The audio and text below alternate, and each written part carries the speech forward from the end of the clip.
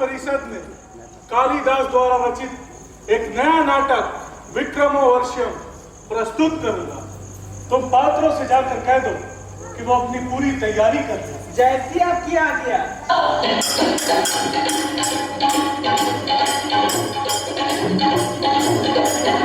आप सभी को मेरा प्रणाम। साहित्य वृंद अपने प्रेमियों पर दयालु होने के कारण अथवा अच्छे पुरुष अच्छे वस्तु की दृष्टि से आप सब कालिदास के इस कृति को दक्षित होकर सुनिए।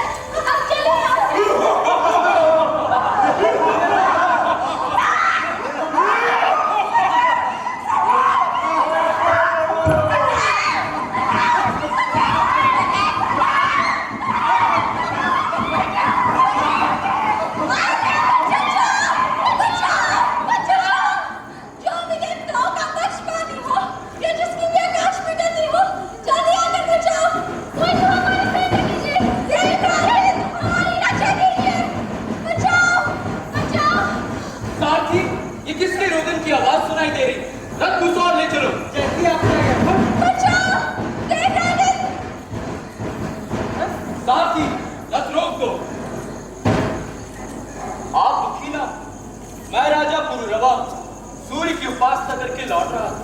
कहिए, किससे रक्षा करनी है आपकी? असुरों के आक्रमण से महाराज। क्या असुरों ने आप पर आक्रमण किया? सुनिए महाराज, हमारे प्रिय सखी उर्वशी को तो सारा संसार जानता है। अपने सौंदर्य से गर्वित लक्ष्मी पार्वती ने उसे देखकर लज्जा जाती है। वही उर्वशी कुबेर के भवन से वापस आ रही थी। बीच रास्ते में कोई दानव उसे आश्रित लेखा को पकड़ ले भागा। किस दिशा में गया है? उत्तरकोट की ओर। आप दुखी ना हो, मैं आपकी सखी को लौटा लाने का प्रयत्न करता हूँ। सारथी, घोड़े को पूर्व उत्तर दिशा की ओर तेजी से बढ़ाओ। जैसी आपकी आज्ञा।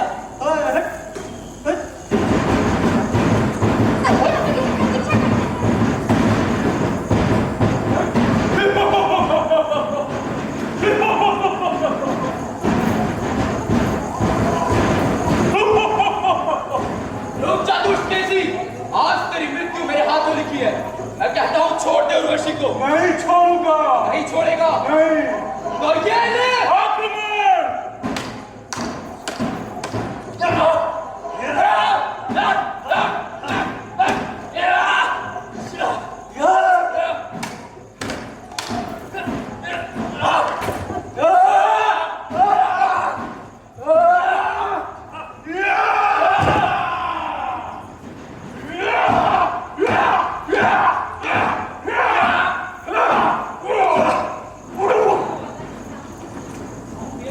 अगर अपने प्राणों की रक्षा करना चाहते हो तो भाग जाओ यहाँ से।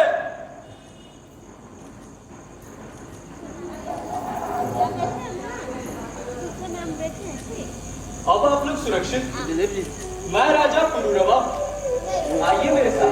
हमारी सहायता करने के लिए आपका बहुत बहुत धन्यवाद महाराज। आइए, आपकी प्रिय सखियां आपकी प्रतीक्षा कर रही हैं। आइए।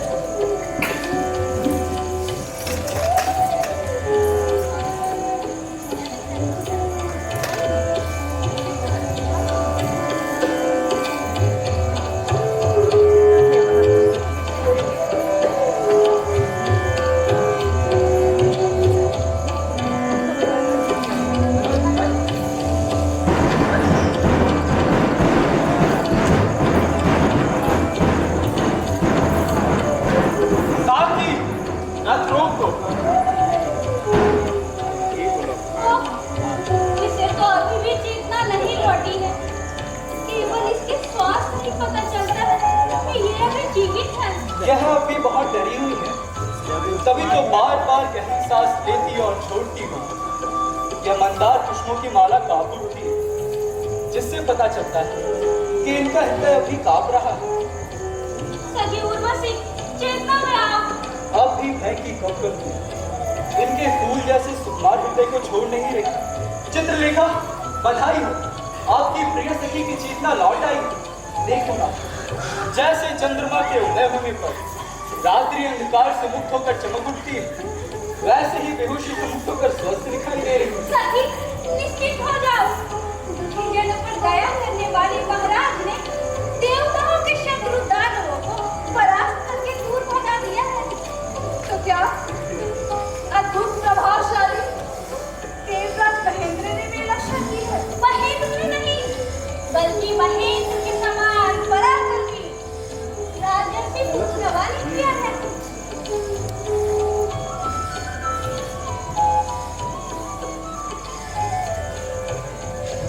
तब तो दानवराज ने आक्रमण करके मेरा उपकार भी किया है। ये सखी, बाकी सखियां कहाँ होंगी? ये तो हमारी रक्षा करने वाले महाराज ही जानते हैं। आपकी बाकी सखियां हेमकुंड शिखर पर उत्सुक नैनों से आपको वैसे ही देख रही हैं, जैसे ग्रहण से मुक्त चंद्रमा को मनुष्य देखा करते हैं। सारथी, रथ को नीचे उतार दो।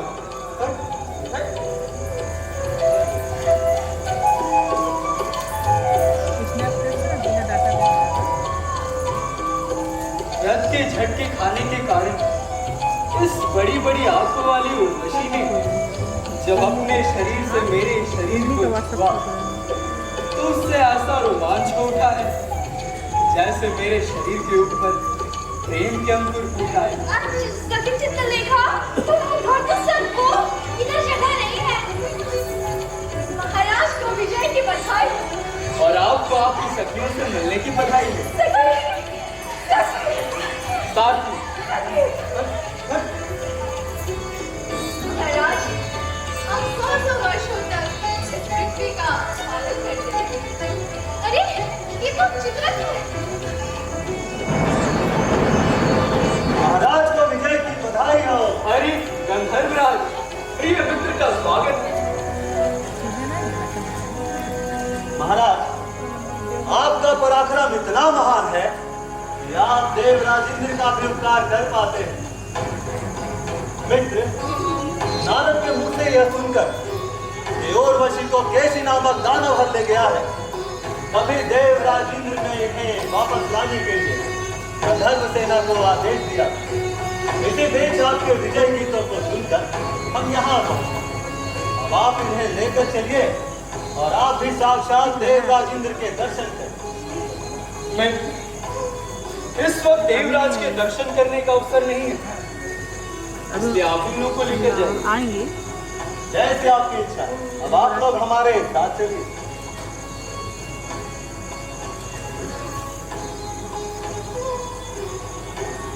पता नहीं।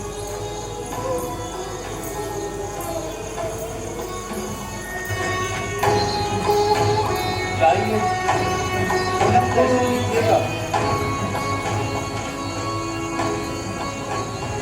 दिख रहा था। सखी चित्रलेखा, देख तो, ये मेरा बस लगन में उलझ गया है। छुड़ा के छुड़ा तो दे। ये तो बहुत कसकर उलझ गया है। ये छुड़ाए ना छूटेगी। चल, परिहास बहुत हुआ। आगे छुड़ा। इसका छूटना तो बड़ा कठिन लगता है, फिर भी प्रयत्न करती हूँ। सब यही थी। सखी, अपनी इस बात को याद रखना। याद रखूंगी। अब चले।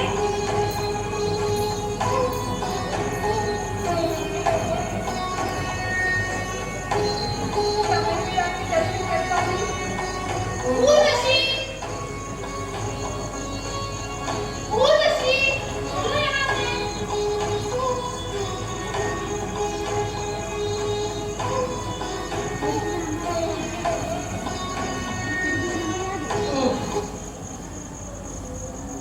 प्रेम भी उन वस्तुओं की कामना करता है जो दुर्लभ। वह उर्वशी पितृ सदृश इंद्र के मध्यम लोक तक उड़ती जाती थी और जाते जाते मेरे मन को मेरे शरीर से खींचे जा रही। रख ली वाइट वाइट।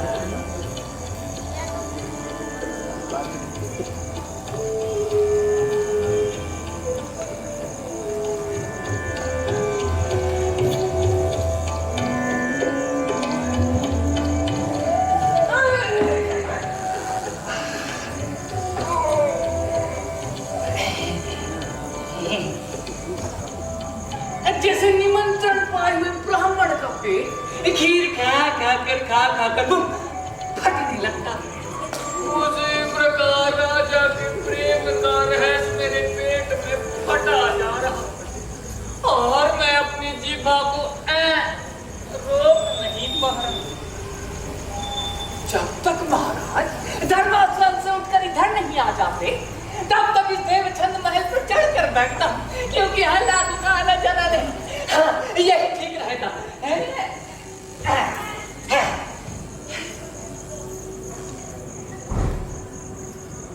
काशी राज की पुत्री महारानी ने मुझे आदेश दिया है कि रेनी मोटिका जब महाराज सूर्य की उपासना करके लौटे, तब से कुछ अनमने से दिखाई पड़ते हैं। तू जा, उस आर्यमानव से महाराज की उदासी का पता लगा, मगर इस बुद्धू ब्राह्मण के पेट से बातें कैसे निकालूं?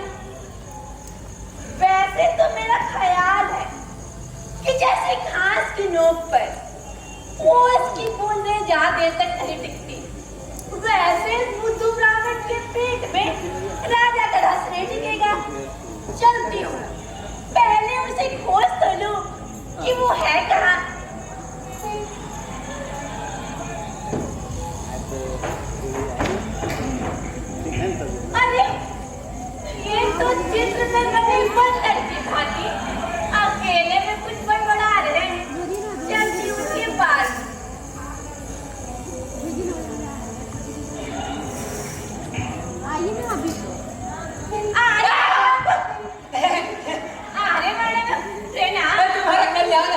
ये दुष्ट चेटी को देखकर तो राजा के प्रेम का रहस्य मेरा हृदय फाड़कर बाहर आ जाना चाहता है।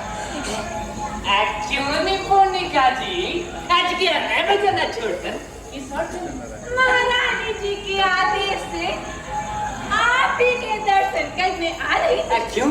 महारानी जी का क्या आदेश है? महारानी जी ने कहा कि आजकल आप संतर की बकरी पालन नहीं है, हमें कितना कष्ट सहना पड़ता है, मगर एक आप है जो हमें देखने तक नहीं। क्यों क्यों क्यों? महाराज ने महारानी जी के प्रतिकूल तो कोई कारण नहीं किया। महाराज जी सुंदरी के लिए पंडित है, एक बार महारानी जी को उनके नाम से पुकारा।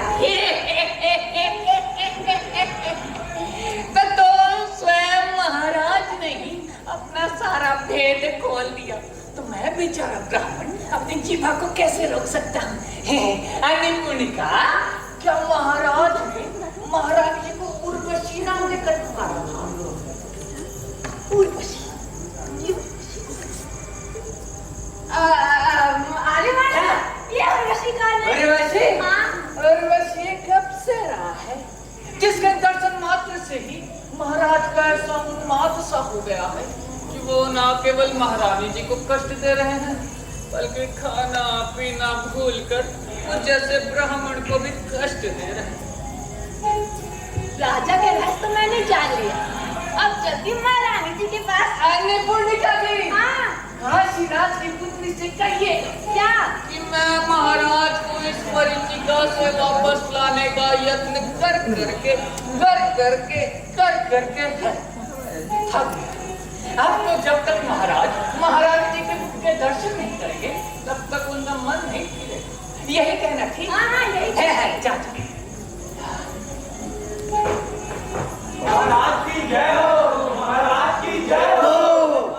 हमारे प्रिय मित्र इसी और आ रहे हैं, मैं ही उनके पास पहुंच जाता हूँ। हाँ महाराज इधर।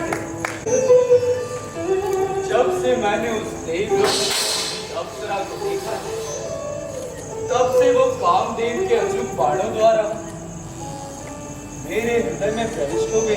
तब तो काशीराज की पुत्री पर गाजी गिर पड़ी समझो। मित्र, तुमने हमारा रहस्य तो गुप्त रखा है ना? हाय हाय हाय हाय, वो दुष्ट चेटिनी पुनिका तो मुझे ठग ले गई। नहीं तो महाराज मुझसे ऐसा क्यों कहते बोला? तुम चुप क्यों हो? महाराज, मैं तो ये कह रहा था कि मैंने अपनी जीभा को ऐसा कस कर बात कर रखा है कि आपको भी उत्तर दे तो नहीं बनता। ठीक है, अब यह बताओ मैं कि मनोविनोद के लिए क्या किया? मनोविनोद के लिए? चलिए महाराज, चलिए पाठशाला चलते हैं। वहाँ क्यों? वहाँ महाराज 5 प्रकार के पकवानों को बता दे, हमारी दादी कुछ बहस जाएगी। चलिए महाराज चलिए। मित्र, तुम्हारी मनचाही चीजें होने से तुम्हारा तो मन प्रसन्न हो जाएगा, परंतु मेरा मन कैसे बहलेगा? महाराज, आपके इस प्रकार कहने से मेरे मन में कुतूहल जागा। क्या उर्वशी जी सुंदरता में ऐसे ही अनुपम है जैसे कुरुता में मैं? मित्र, उसके अंग प्रत्यंग का वर्णन करना संभव नहीं है, फिर भी संक्षेप में कह देता। हाँ कहिए महाराज, मैं सुन रहा हूँ। सुनो, उर्वशी का शरीर आभूषणों का आभूषण, श्रृंगार की विधियों का श्रृंगार और सौंदर्य जताने के लिए प्रयुक्त होने वाले उपमानों का एक नया उपमान। इसीलिए देवरस की अभिलाषा से आपने ये चातक का व्रत धारण कर लिया महाराज। महाराज, अब आप किस ओर चले? मैं दुखी व्यक्ति के लिए एकांत छोड़कर और कोई शरण नहीं। चलो, प्रमदवन ले चलो। प्रमदवन, आइए महाराज, इस ओर आइए, आइए आइए महाराज,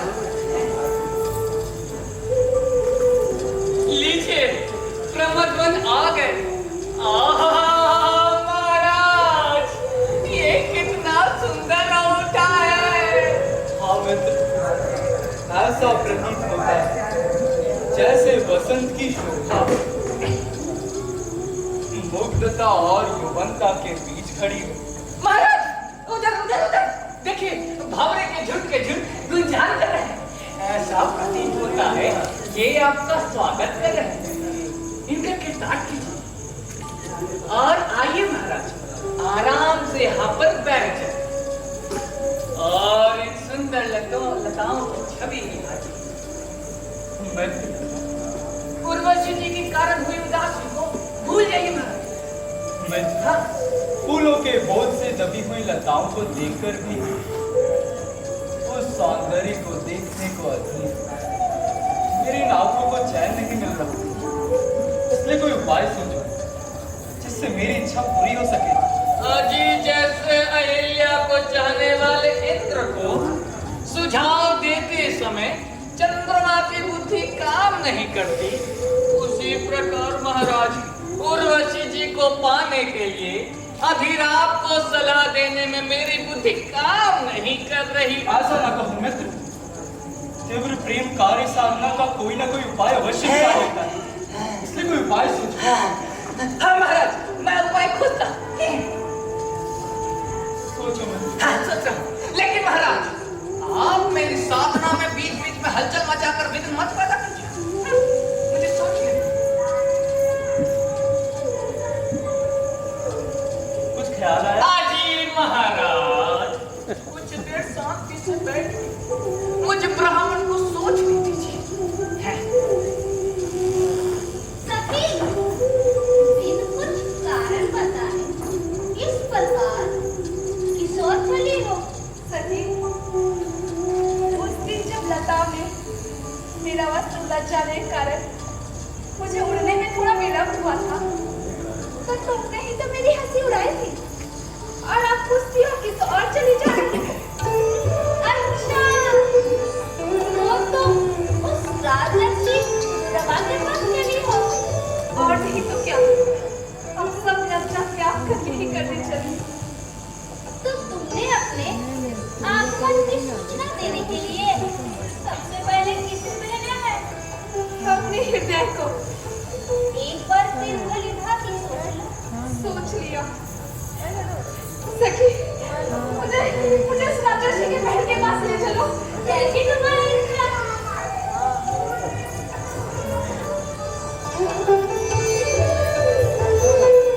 सखी, देखो सखी, भागवती भागीरथी और यमुना के संगम पर विशेष पवित्र हुए जल में अपना प्रतिबिंब देखता हुआ वो राजर्षि का महल खड़ा है। हम दोनों इस महल के पास आ ही पहुंचे। ये तो कहना चाहिए कि स्वर्ग ही आकर दूसरी जगह फंस गया। सखी, दुखी जनों पर दया करने वाले राजर्षि सभी कहाँ होंगे? पहले इसमें उतरती हूँ, फिर पता करूंगी।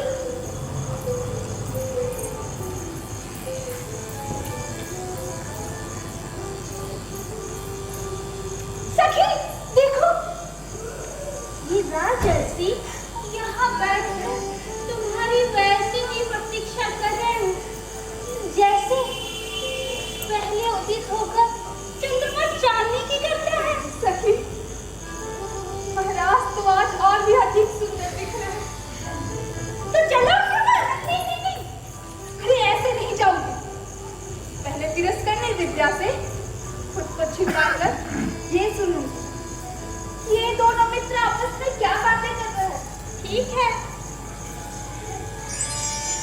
महाराज, मैंने वो उपाय खोज निकाला जिससे आपका दुर्लभ प्रतिभा से मिलन हो सके। कौन है वो धन्य स्त्री जिसका जीवन इनके चाहने के कारण सफल हो गया हो? सखी, ये तुम क्या मनुष्यों जैसी बातें करने लगी हो? सखी, अपने दिव्य प्रभाव से इस रहस्य को जानने के लिए मैं थोड़ा हिचक रही हूँ। अजी महाराज, मैं कह रहा था कि मैंने वो उपाय खोज निकाला। तो बताओ ना। महाराज, आप सबसे पहले निद्रा का सेवन करें, जिससे स्वप्न में उस प्रेतमा से मिलन नहीं पसंद है तो दूसरा है। महाराज, आप चित्र फलक पर उर्वशी जी का चित्र बनाकर बैठ के अंदर देखा कीजिए। मित्र, यह दोनों ही उपाय ठीक नहीं। क्यों क्यों क्यों क्यों? क्योंकि कामदेव ने घायल किया है प्रतिशोध जाने कब का लिया।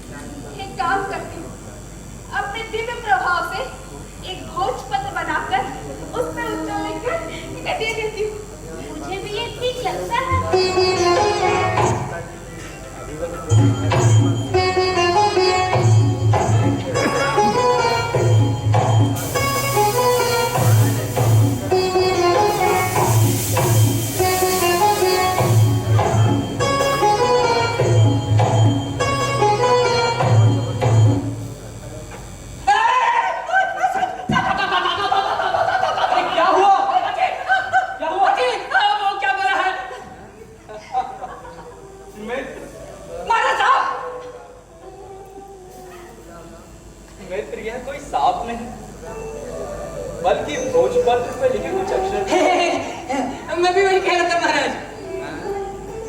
महाराज, हो सकता है अदृश्य रूप में उर्वशी जी यहीं कहीं खड़ी होकर आपको देख रही होगी और अपने प्रेम की सूचना देने के लिए लिख के डाल दिया। हाँ मित्र, मनोरथों की कोई सीमा नहीं। मित्र, तुम्हारी सोच ठीक दिखा। अजी कहा ना, ब्राह्मण के वाक्य कभी असत्य नहीं होते। महाराज, इसमें क्या लिखा है पढ़कर सुनाइए। सुनो। मुझे न जानो इतनी निष्ठुर, मुझे न जानो आपकी हूँ मैं, सही मानो आपकी हूँ मैं, सही मानो प्रेमागी में मैं भी हूँ जलती, प्रेमागी में मैं भी हूँ जलती, तेरे मिलन को हूँ मैं तरसती, तेरे मिलन को हूँ मैं तरसती।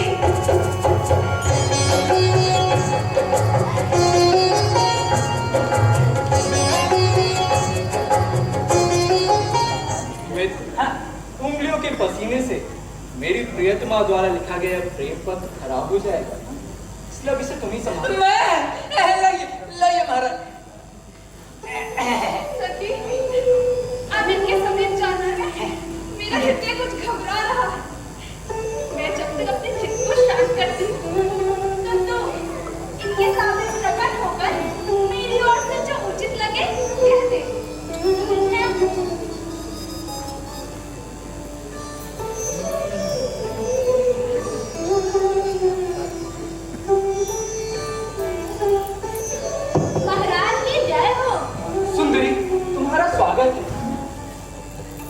आपकी सखी दिखाई नहीं देती। महाराज, पहले मेघालय दिखाई पड़ता है, उसके बाद बिजली की चमक।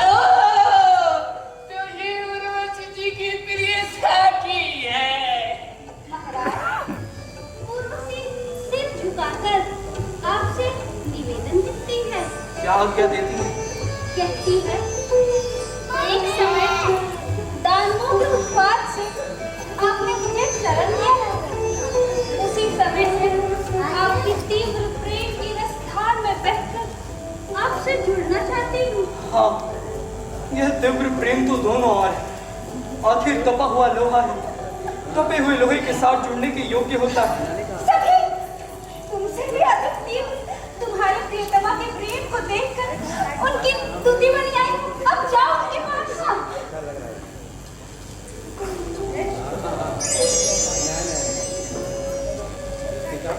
महाराज की जय।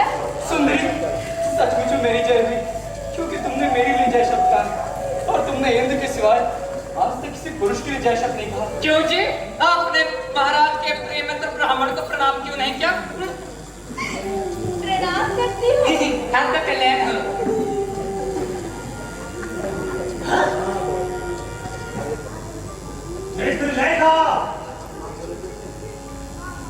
लेखा उर्वशी को लेकर देख लिया। भरत मुनि ने 8 रथों से युक्त इस नाटक को दिखाया है। देवराज इंद्र उसे साक्षात देखना चाहते हैं।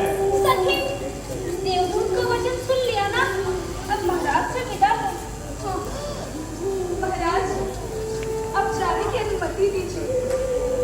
मैं आपको आपके स्वामी की आज्ञा का उल्लंघन करने को नहीं कहूँगा, परंतु इतना अवश्य कहता हूँ, स्मरण रखिएगा।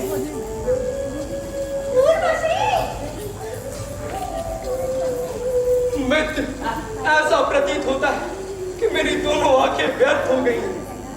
महाराज, ये है ना, उर्वशी जी का दर्शन मात्र से ये भी याद ना था कि वो बहुत पलट कर गिर गया। क्यों मित्र, क्या कहना चाहते हैं? महाराज, मैं तो ये कह रहा था कि उर्वशी जी आपसे बहुत स्नेह करती है और अपने प्रेम में कभी ढील नहीं आने देगी। सचमुच मित्र, मुझे भी ऐसा ही लगता है। मेरा मन ये सोचो कांप रहा है कि महाराज कहीं में भोजपत्र ना मांग लेना है। हाँ मित्र, मुझे वो भोजपत्र देना भाई है। तो देख लेना महाराज। क्या कहना चाहते हो? महाराज, मैं ये कह रहा था कि वो भोजपत्र दिव्य भोजपत्र था, उर्वशी जी के साथ ही चला गया। मूर्ख, तुम हमेशा ऐसी ही लापरवाही करते हो। ढूंढो उसे। ढूंढ रहा महाराज। अरे खेत है। महाराज, हम क्या करते?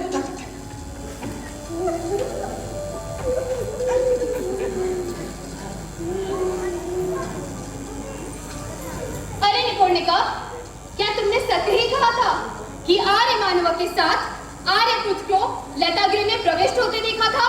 मैंने पहले कभी महारानी जी को झूठी सूचना दी है। अच्छा, मैं यहाँ इन लताओं की आड़ में खड़ी होकर सुनती हूँ। पता चल जाएगा कि तूने जो कहा था वो सत्य है या नहीं। ठीक है। चलो।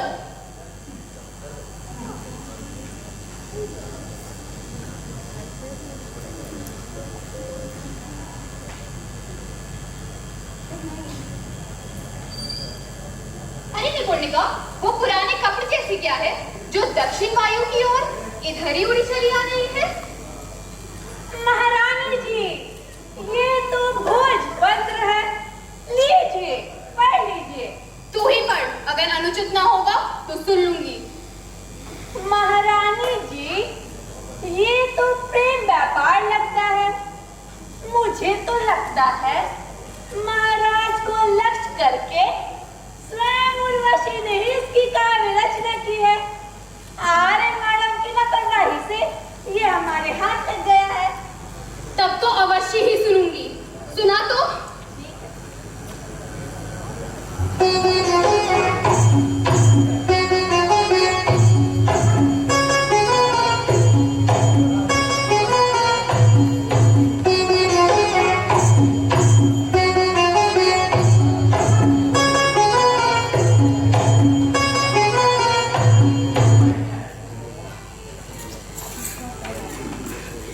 अब यही उपहार लेकर अप्सरा पे लट्टू होने वाले महाराज के दर्शन करूंगी। चलो निपुणिका। आइए महारानी जी, आइए। मित्र मित्र वो देखो वो देखो वो देखो पर्वत के कीड़ा पर्वत छोड़ के कुछ उड़ता हुआ जा रहा है। हे वसंत प्रिय दक्षिण पवन, देखो कैसे कब कपाए मेरा मन। वसंत प्रिय दक्षिण पवन, देखो कैसे कब कपाए मेरा मन। हे वसंत प्रिय दक्षिण पवन, देखो कैसे कब कपाए मेरा मन। प्रिय मेरी बाती को क्यों न जाए मेरा मन। प्रिय मेरी बाती को क्यों न जाए मेरा मन। हे वसंत प्रिय दक्षिण पवन, कैसे कब कपाए मेरा मन। तुम भी करते थे नित नवीन मोहन क्रीड़ाएं, तुम भी करते थे नित नवीन मोहन क्रीड़ाएं। पाने को अंजना के प्रेम की मादक मधुर सलाएं, पाने को अंजना के प्रेम की मादक मधुर सलाएं। ये वसंत प्रिय दक्षिण पवन, देखो कैसे कब कपाए मेरा मन। ये वसंत प्रिय दक्षिण पवन, देखो कैसे कब कपाए मेरा मन। महारानी जी, महारानी जी, ये इसे खोज रहे हैं। मैं देखती हूँ, तू चुप रह। घबराइए नहीं महाराज, ये रहा भोजपत्र। महारानी जी का स्वागत है। महारानी जी, हम इसे नहीं ढूंढ रहे थे, हम लोग तो कुछ और ही ढूंढ रहे थे। प्रगति हुई समझो। अब क्या करें? अब क्या किया जाए मित्र, लूट के माल के साथ पकड़ा गया चोर, आखिर करे क्या सकता है। मूर्ख, प्रयास मत कर, प्रयास करने का समय नहीं है। ठीक है, आपको अपने सौभाग्य को छुपाना ही चाहिए। महारानी जी, हाँ, जल्दी से महाराज के भोजन का प्रबंध कीजिए ताकि इनका पीत कुछ कम हो सके। अरे निपुणिका, जरा देख तो इस ब्राह्मण को, अपने मित्र को बचाने का क्या सुंदर उपाय निकाला है। महारानी जी, आप तो स्वयं जानती हैं कि भोजन करने से पिशाच भी शांत हो जाता है। मूर्ख, मुझे अपराधी ठहरा रहा है। अपराध आपका नहीं, बल्कि अपराधी तो मैं हूँ, जो आपके ना चाहने पर भी आपके सामने आकर खड़ी हूँ। अच्छा लीजिए, मैं चली जाती हूँ। महारानी, अपराधी तुम नहीं बल्कि अपराधी तो मैं हूँ। तुम इस प्रकार क्रोध मत करो। मैं इतनी छोटे दिल वाली नहीं हूँ। चलो निपुणिका। आई महारानी।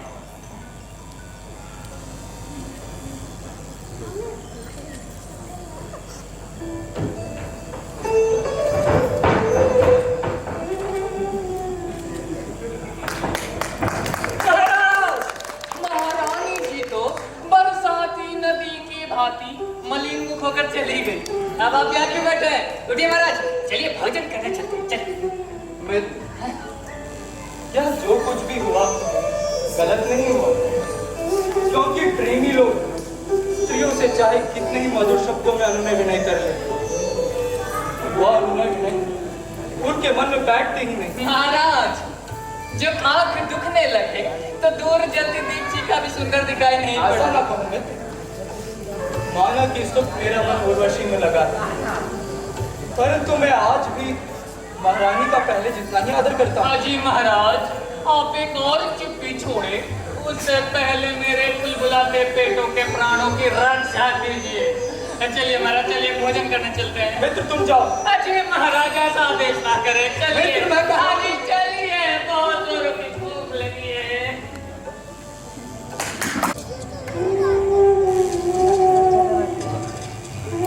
मित्र पल्लव, गुरुजी के नाटक को देखकर देवताओं की प्रभा प्रसन्न हुई या नहीं? मित्र काला, मैं ये नहीं जानता सभा प्रसन्न हुई या ना, लेकिन लक्ष्मी स्वयंवर नाटक में सरस्वती द्वारा बनाए गए गीतों को सुनकर सारी सभा उन गीतों के रसों में मग्न हो गई। लेकिन लेकिन क्या मित्र? कुछ कमी रह गई थी क्या? कमी क्या? लक्ष्मी की भूमिका में अभिनय करती हुई उर्वशी से मेनका ने पूछा, हे सखी, तीनों लोक से आए हुए श्रेष्ठ महापुरुषों में तुम्हें कौन सबसे अच्छा लगता है? तब उर्वशी को कहना चाहिए पुरुषोत्तम, लेकिन उनके मुख से निकला क्या निकला मित्र? और दिखाता है।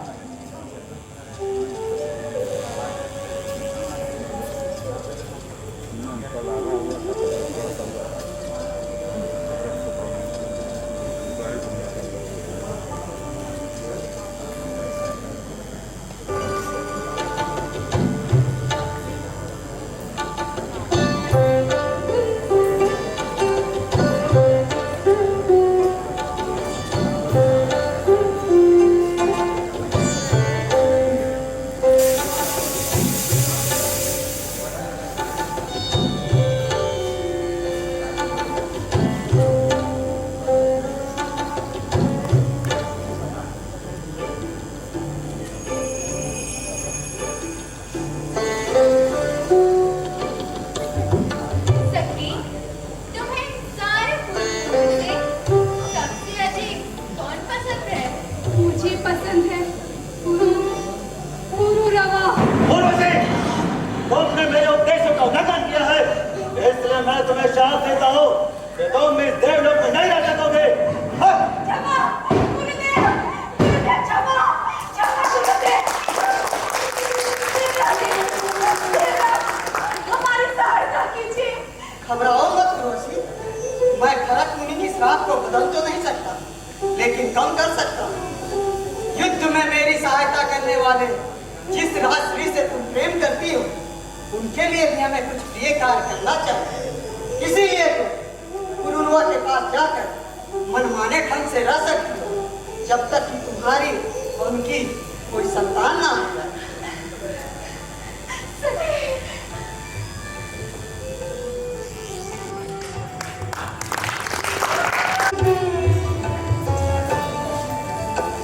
सभी लोग काम करके काम का भार अपने पुत्रों पर सौंप कर विश्राम कर रहे होंगे, परंतु मुझ कंचुकी को दिन भर चाकरी करनी पड़ती।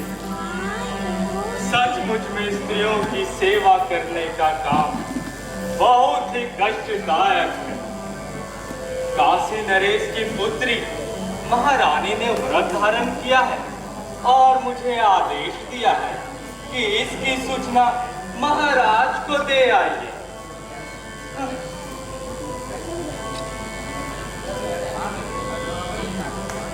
अरे अरे अरे, महाराज तो इधर ही आ रहे हैं। महाराज की जय हो, महाराज की जय हो। कहिए अरे, कैसे आना हुआ? महाराज, महारानी जी ने कहलवाया है कि रत्नमहल से चंद्रमा अच्छा दिखाई पड़ता है, इसलिए मेरी इच्छा है कि जब चंद्रमा रोहिणी का संयोग हो तो उस समय मैं आपके साथ खड़ी होकर उनका दर्शन करूंगी। और महारानी जी से जाकर कहिएगा कि वो जो चाहती है वही होगा। जैसे आ गया महाराज। महाराज इधर से आइए।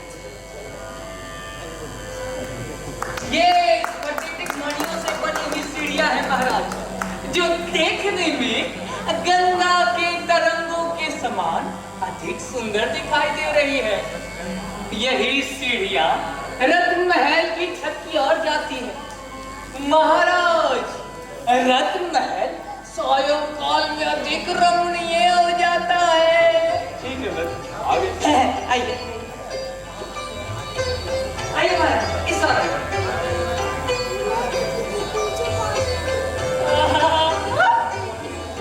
अजी महाराज, खांड के लड्डू के भांति भगवान चंद्रमा उदित हो रहे हैं। पेटू आदमी को हर जगह से खाने पीने की ही चीजें सूझती हैं। हे भगवान विशालाल, आपका सज्जनों की धार्मिक क्रियाओं में सूर्य के साथ ही साथ स्मरण किया जाता है और आपका निवास महादेव की जटाओं में। मैं आपको प्रणाम करता हूँ। अजी महाराज, आपके दादा चंद्रमा मुझ जैसे ब्राह्मण के मुख से ये कहना चाहते हैं कि महाराज चलकर थोड़ा विश्राम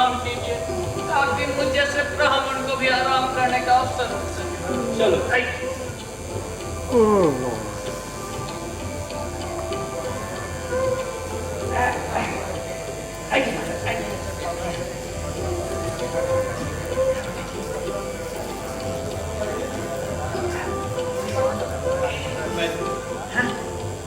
महारानी को आने में थोड़ी देर है। तब तक इस एकांत में मैं तुम्हें अपनी मनोदशा ही सुनाऊं। और तो दिख ही रहा है महाराज, आप दिनों दिन इतने दुर्बल होकर भी अधिक सुंदर दिखाई पड़ रहे हैं। ऐसा प्रतीत होता है कि आप और उर्वशी जी का मिलन ज्यादा दूर जा नहीं पड़ा।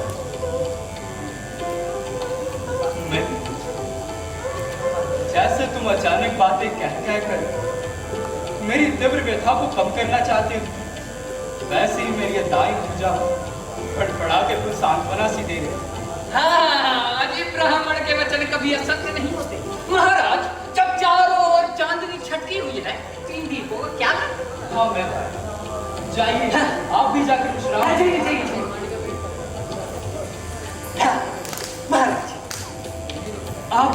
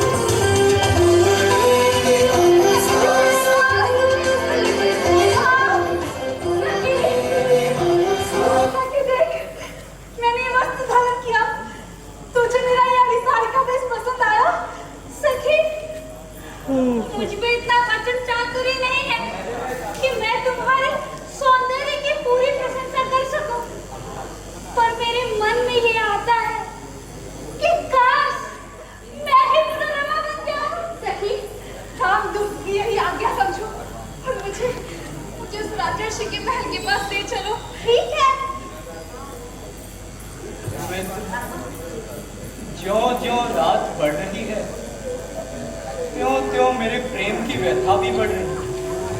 सखी, इनके कहने का अर्थ कुछ स्पष्ट सा नहीं हुआ। मुझे ऐसा लगता है, कैसा लगता है कि रथ के झटके खाने के कारण मेरा यह कंधा उर्वशी के कंधे से टकराया था, जिससे ऐसा प्रतीत हो रहा है कि पूरे शरीर में केवल यह अंग धन्य, बाकी शरीर तो भूमि का भार मात्र। सखी, अब किस लिए देरी करती हो? सखी, काम करती हूँ, इनके पास जाती हूँ। सखी, नहीं, पहले तिरस्करणी विद्या से खुद को छिपाकर ये सुनूंगी, ये दोनों क्या बातें कर रहे हैं। ठीक है। अजी महाराज, अमृत के समान चंद्रमा के किरणों का आनंद लीजिए। इस प्रकार की वस्तुओं से मेरी यह व्यथा तो कम होने वाली नहीं। इसे तो या वो देवलोक में रहने वाली शांत कर सकती, या फिर दूसरे कौन? या फिर उसके बारे में बात करके ही मेरे मन को बहलाया जा सकता है।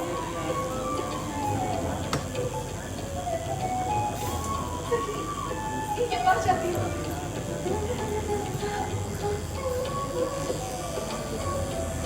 महाराज की जय।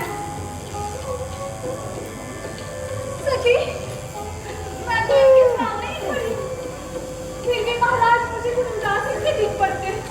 जल्दबाज ही तुम इतनी हो कि तुमने अपनी तिरस्करणी तो हटाई ही नहीं। महारानी जी, इधर आइए।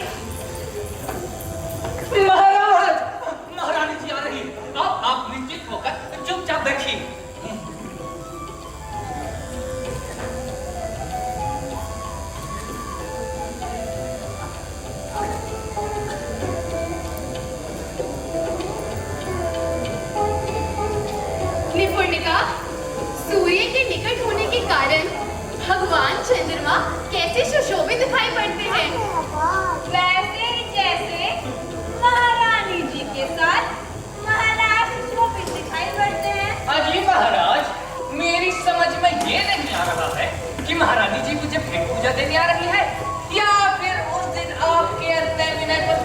चली गई थी, उसी को आज व्रत के बहाने दोष को पोंछने आ रही। लेकिन जो कुछ भी है महाराज, महारानी जी आज भली दिखाई दे रही है। हाँ मित्र, तुम्हारी दोनों ही बातें ठीक है। महाराज की जय हो। महाराज प्रणाम। महारानी आइए।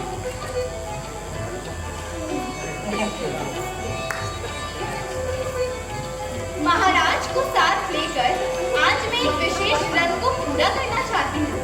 इसके लिए महाराज आपको थोड़ी देर कष्ट सहना होगा। कष्ट कैसा? मैं तो तुम्हारी कृपा का कांक्षी हूँ। अगर इस तरह से भेंट पूजा का कष्ट बार हो तो अच्छा है। महारानी, आप जो ये व्रत कर रही हैं, इसका नाम क्या है?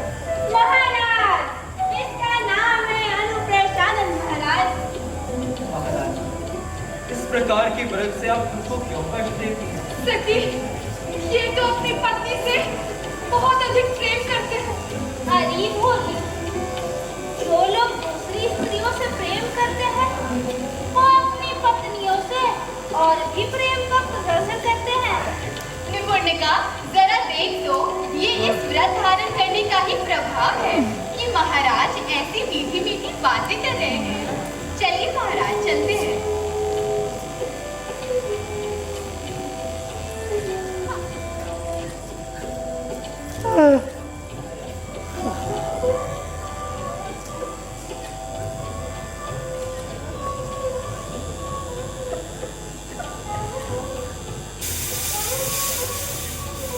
निपुणिका, पूजा के लड्डुओं को आर्य मानव को दे देना।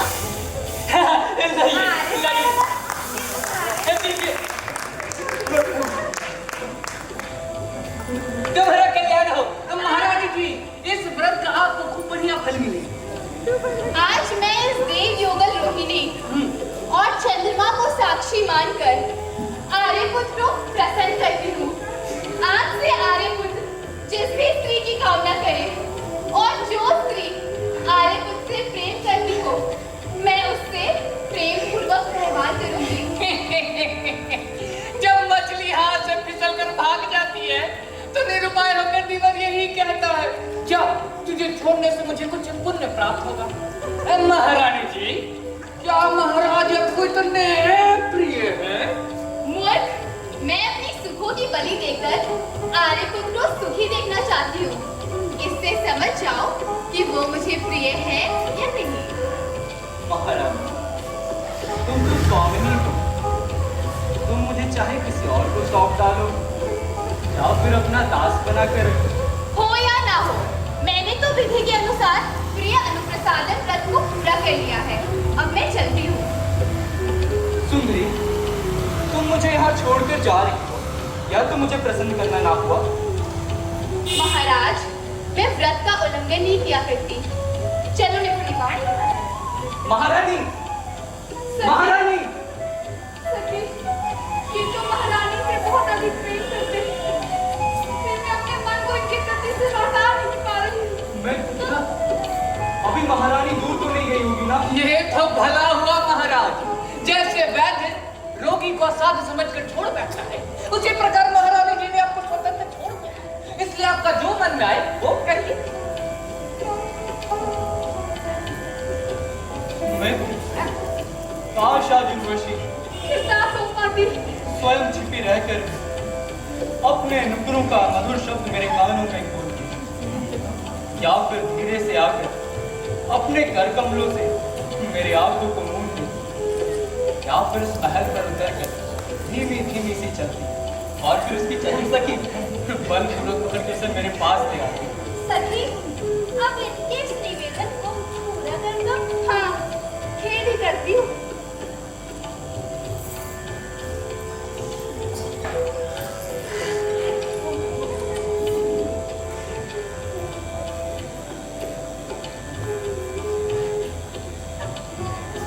कहिए महाराज, कौन है? मैं यह तो वही सुंदरी जो नारायण मुनि की जांग से उत्पन्न हुई थी। महाराज को जय। सुंदरी, तुम्हारा स्वागत।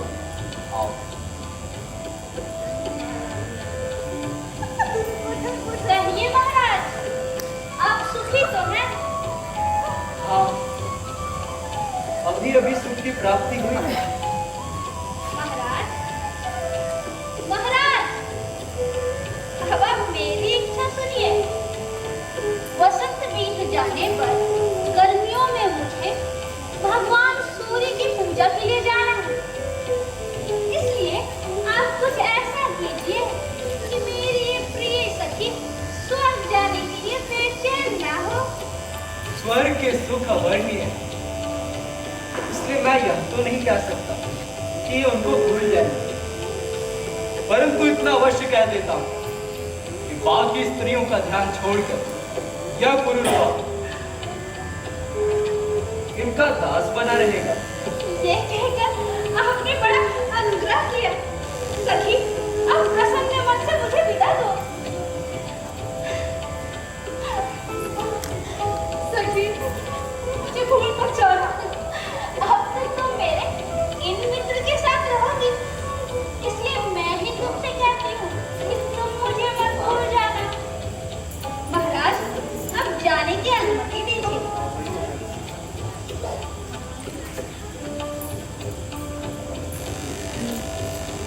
होता है दोबारा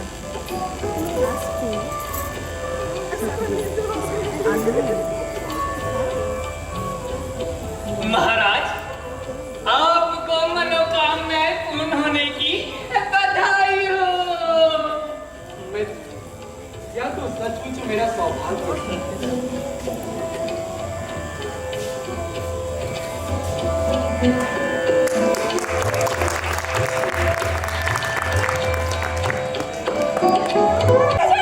क्या हुआ सखी? क्या हुआ? बहुत बड़ी विपत्ति आ गई है। कैसी विपत्ति सखी?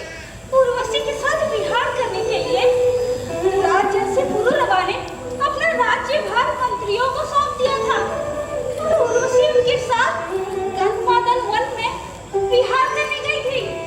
अच्छा, फिर क्या हुआ? वहाँ मंदाकिनी की रेती में रेत के पर्वत बनाकर खेल करती हुई विद्याधर कन्या उदयवती को वो महाराज बड़ी देर तक प्रेम से देखते रहे, जिससे उर्वशी रुष्ट हो गई।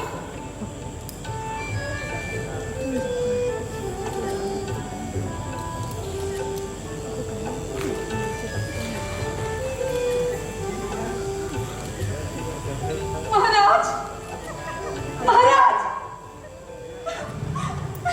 उर्वशी, उर्वशी! अच्छा, इसके बाद महाराज के बहुत ही अनुनय विनय करने पर भी सब कुछ अनसुना करके गुरु के साथ से मुड़ हुई उर्वशी कुमार वन में जा घुसी, जहाँ स्त्रियों का प्रवेश निषेध है। उस वन में घुसने के साथ वो वन के किनारे एक लता बन गई और अब वो वहाँ लता बन के रह रही है। अच्छा, तुम चिंतित ना हो, वो दोनों अवश्य ही मिल जाएंगे। पता है, वो राजर्षि उसी वन में अपनी प्रियतमा को ढूंढते हुए अपनी दिन और रातें बिता रहे हैं। अच्छा, अब राजर्षि का क्या हाल है? वो वही ढूंढ रहे हैं। अच्छा, तुम चिंतित ना हो, अब चलो, सूर्य भगवान उदय होने वाले हैं, चलकर उनकी पूजा करें।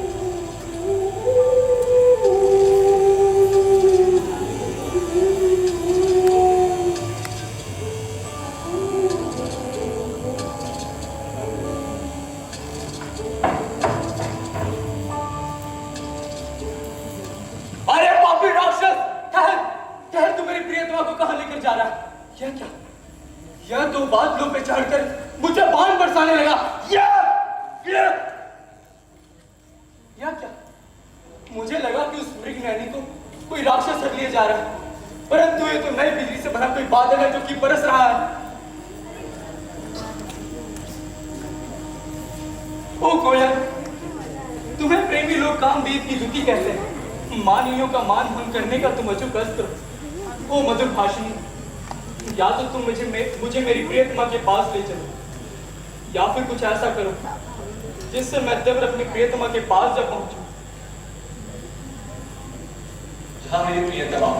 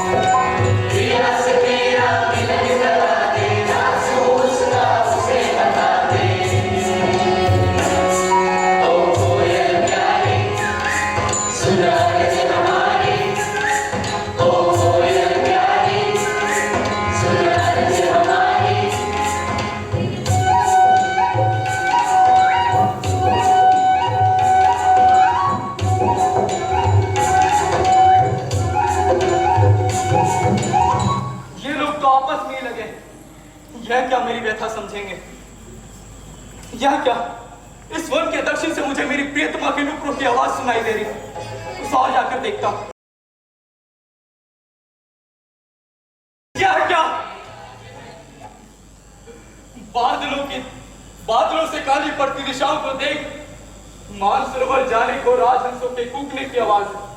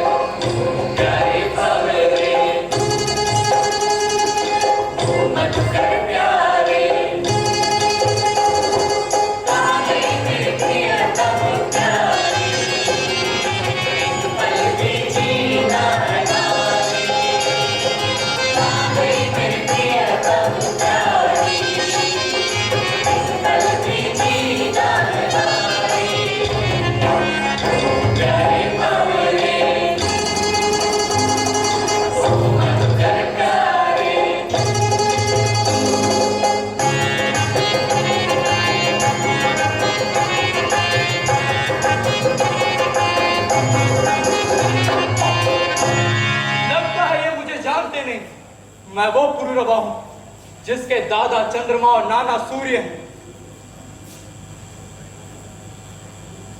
यह क्या? यह लाल अशोक की फूलों के समान रंग वाली मणि, यह मेरे मन को बहुत प्यारी लगी, परंतु अब मैं इसका क्या करूंगा? जब मेरे पास मेरी प्रियतमा है, इन्हें यहीं छोड़ देता हूं। ले लो बालक, इस मणि को ले लो। ये पार्वती जी के चरणों के महावर से बनी हुई मणि है। जो भी व्यक्ति इस मणि को धारण करता है, उसका उसके प्रिय व्यक्ति से जल्दी भी लगा पाता है।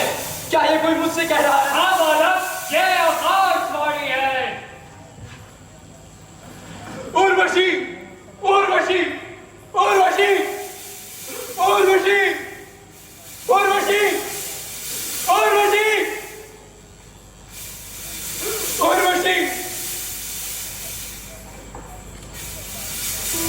उर्वशी क्या इस बेल पर घोरों की गुंजाइश नहीं। इससे ऐसा प्रतीत हो रहा है कि मेरी प्रियतमा चिंता में बैठी अपनी प्रियतमा से मिलती जुलती इस बेल को गले लगाकर ही आनंद उठाता हूं।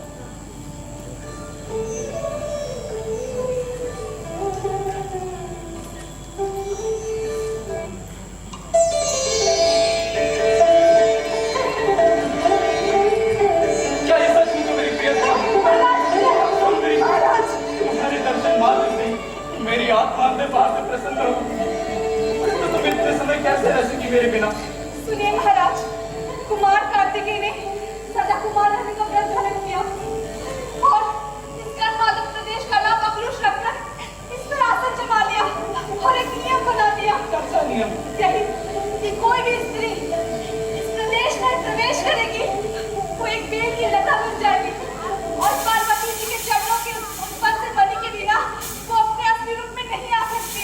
हाँ, जैसा कि तुमने कहा, यह मणि मैंने मुनि से प्राप्त कर इसके प्रभाव से तुम्हें पाया। महाराज, ये तो वही संगमनीय मणि है, इसीलिए आपके आलिंगन करते हुए मैं अपने असली रूप में आ गई।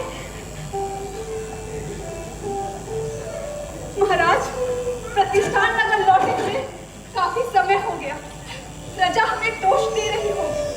हमें प्रतिष्ठान नगर वापस लौट जाना चाहिए।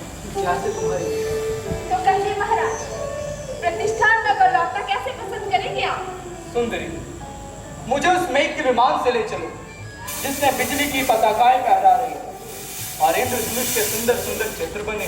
तो आइए महाराज।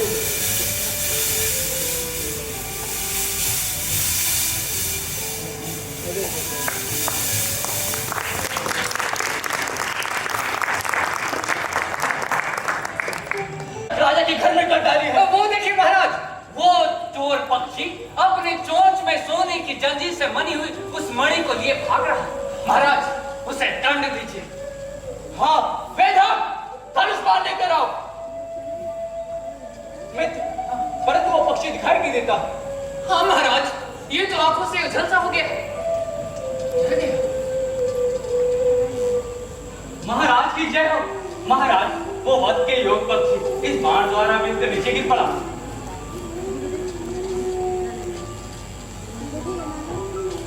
अरे नातो, क्या बता सकते हैं कि यह बाण किसका है? और मणि को मित्र, मणि ले लेंगे। यह बाण किसका है, क्या बता सकते हैं?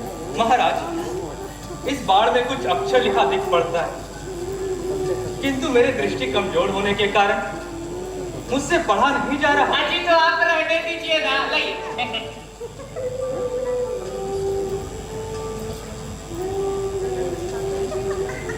मित्र, तुम भी रहने। मैं भी यही कह रहा था महाराज। यह बाण उर्वशी और पुरुरवा के पुत्र आयु का है। महाराज, आपको संतान होने की बधाई हो। हाँ महाराज, बधाई हो, बधाई। बेटे, आप जाइए, जैसे आ गया। महाराज, इसे लाइए और अब आप निश्चिंत हो जाइए और आराम से आकर यहाँ बैठ आइए। महाराज,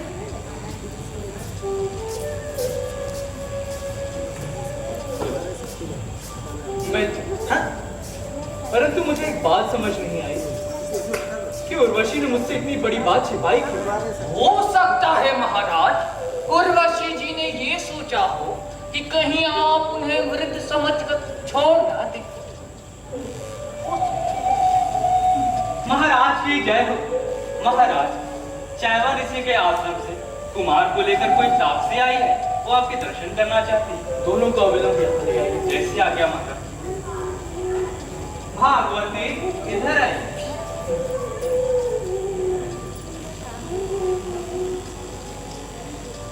माता जी प्रणाम।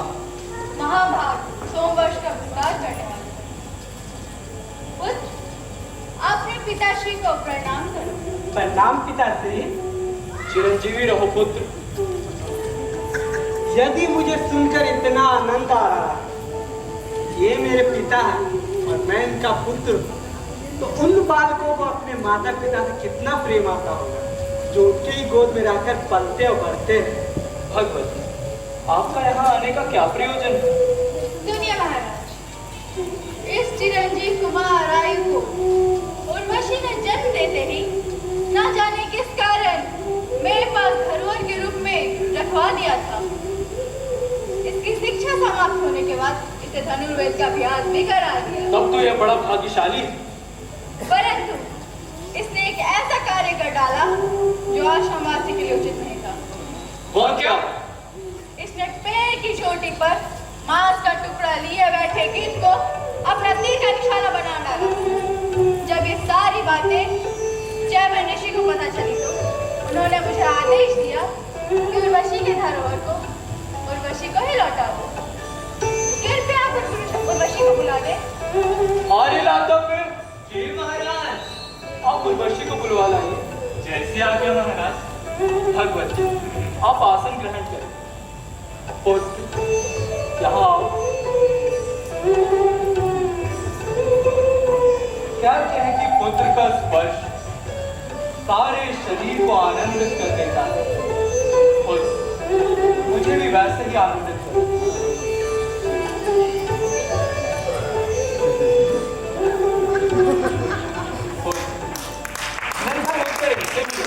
अजीज में भरे जो बचपन से ही वनों में भटक रहा है, उसे बंदर से क्या भय? नाम दास। तुम्हारा कल्याण हो। दिनों दिन तुम श्रीनिधि करो बालक।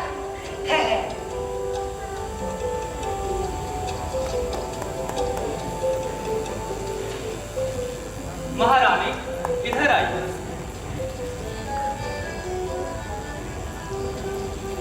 अरे ये बालक कौन है जो धनुष लिए बैठा है और महाराज स्वयं इसके बालों को संवार रहा है? अरे ये सत्यवती को देख के ऐसा प्रतीत होता है कि ये मेरा पुत्र आयु है। ये तो बहुत बड़ा हो गया। सत्यवती, चरणों में प्रणाम करती हूँ। बेटी, तुम्हें तुम्हारे पति का प्रेम प्राप्त हो। अपनी माता श्री को प्रणाम करो। प्रणाम माता जी। अपने पिता को प्रसन्न करने वाले बनो। महाराज, अब मुझे आज्ञा दीजिए, मैं चलती हूँ। अपने पिता की आज्ञा का पालन करना। प्रणाम माता जी। कल्याण।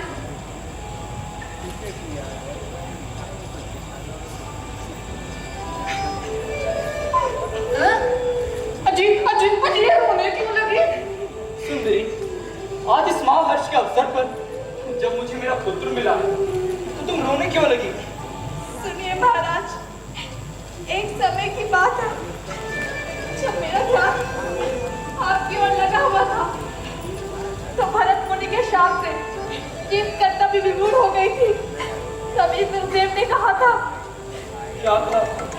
उन्होंने कहा था, जब मेरे प्रिय मित्र राजर्षि से तुम्हें पुत्र उत्पन्न हो जाएगा तो मुझे फिर देवलोक वापस जाना होगा। महाराज,